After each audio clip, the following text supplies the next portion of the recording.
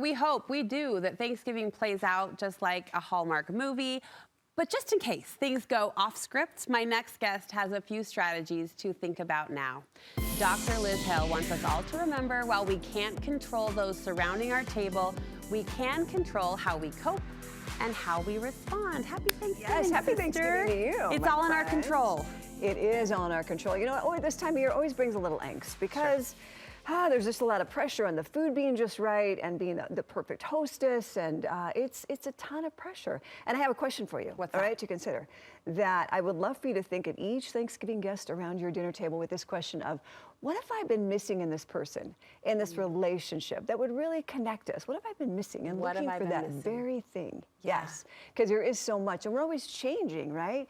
In marriages, we're changing, and in all of our relationships, we're growing, and we're different than we were last year. Well, and this is an opportunity. I think an opportunity in two ways. In some situations, you don't see the people that are around this table very often, right? No, It it's becomes an true. annual opportunity That's to break right. bread and to eat together. Right. And I think even those that we do see regularly, you know, We kind of miss some things, right? we do, and I Yeah, think there's something that's right. formal about this particular meal Yeah. that we can kind of squeeze meaning out of. Yeah, great. What have I not noticed before? What have I not I'm noticed? gonna notice today. A few other strategies you're pointing us toward. First, you firmly believe that holiday harmony starts at home. It does, right? Home base. So whether you're single or married, think about, you know, how am I going to stretch a little bit this year? If the gravy is ruined even, you know, how are we going to handle that as a couple? Let's set a precedence because our energy precedes us. People pick up on it. And teach your children also. Go over the Thanksgiving guest list and talk about the people that will be there and what you love most about them. And even help the kids have a peaceful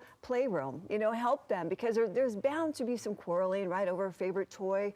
Maybe help the oldest child really be in charge. Give them an SOS kit that might have, you know, it's kind of secret and private until they have to bring it out with some suckers or maybe a favorite toy and a timer so you can time it for each child to be take fair. turns. Yes, where they don't have to involve a parent. They can really handle it themselves. I actually love that charge to loop in even kids with this hosting mindset or with this, you know, inclusion. How do we want to show up as a family? Yeah. And it starts early. I love that. All right, next strategy, expect and accept common behaviors. Oh, yes. I think sometimes we make the biggest mistake of, we think it's going to be different this year. We think that our cousin or in-law is not going to complain about how we do the turkey, you know, or how we make the dressing, but expect that we're all pretty much just how we are, right?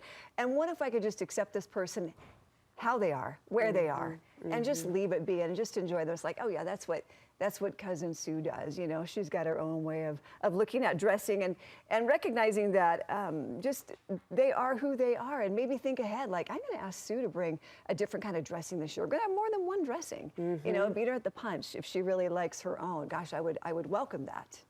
But people are how they are, and I think it's just really important not to set yourself up for expectations of things are going to be so different. Mark and I were just talking about this last night. We're binging Suits. We're behind the train on this show that everyone watched, I think, years ago. But we were watching it, there was some conflict, and I said, I just don't understand when you get to a certain point in life why there isn't that acceptance of one another. Like, that's right. It is what it is. It is what it is. And we can laugh about it, you know what I mean? But Yeah. ultimately, we just need to accept each other and celebrate what we can. That's very true. And I think getting to know people, you know, it kind of goes back to what have I been missing from this person? And really asking some of those questions of some of our older guests and even our younger guests. What were some of your favorite memories as a child? You know, what were the hard things you've gone through? What are the challenges that you've conquered? Getting to know them.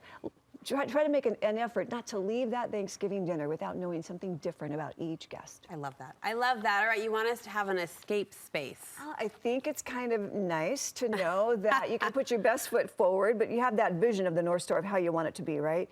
But when you need a break from that loved one who continues to talk about how difficult life is, you know, and doesn't ask anybody else about how they're doing, you can be very gracious and just say, you know what? Sister Carol, I believe in you. You've got this. You've got what it takes. I know it bothers you that people aren't getting along at work because you're really good at bringing people together. I believe in you. It's kind of the end comment. End comment, and then when you need a little reprieve, you go to the powder room, you touch up your lipstick, you take a breath, you do some deep breaths, you do a prayer of grace, and again, so that you can go and show up just the way that you had planned. That you want to show up. Be genuinely curious. That speaks to the question at the beginning, like, what have I missed about you? What do I need to know about you? Yep, looking at all the ages. teenagers, right? And sometimes we have at our Thanksgiving table, sometimes we have a teenager who's really into social media and they've got their phone underneath the table. They're kind of privately trying to look at it, right, at one end. And then we have a sports enthusiast at the other end who's really not even there. He's there physically, but he's trying to look at the TV in the other room that's on mute on the football game and doesn't want to miss anything. We have experts at our table. We can learn from them. I really want to learn from my niece about social media. What does she love? What does she despise? I want to ask my uncle who loves football. You know, Taylor Swift, do you think she's helping or hurting the NFL? What do you think? There's a conversation starter. Yeah, who do you think's going to win the Super Bowl? Just get very curious about the people, and you have so much to learn. Yeah. And in the final 30 seconds we have together, you say grace, but also give grace. Oh, I love this word of grace, right? Grace means unmerited favor. Unmerited means undeserving, you know, and actually all of us are undeserving. None of us deserve, all of us need grace, I guess I should say. And I think we need it from each other. Those are the people who know us best, who can really give it to us. And we can all of us leave that Thanksgiving feeling a little closer, a little fuller, but a little happier that we had that chance to be together again. How blessed are we, right? Yes. Things change every year, and sometimes there'll be an empty seat. And we can talk about that person as well, and also be grateful for really who is here. I love it. I love it, Liz. Thank you so much. A beautiful message to carry into this day of gratitude. We're grateful for you. I love you. I'm grateful for you. Thank you.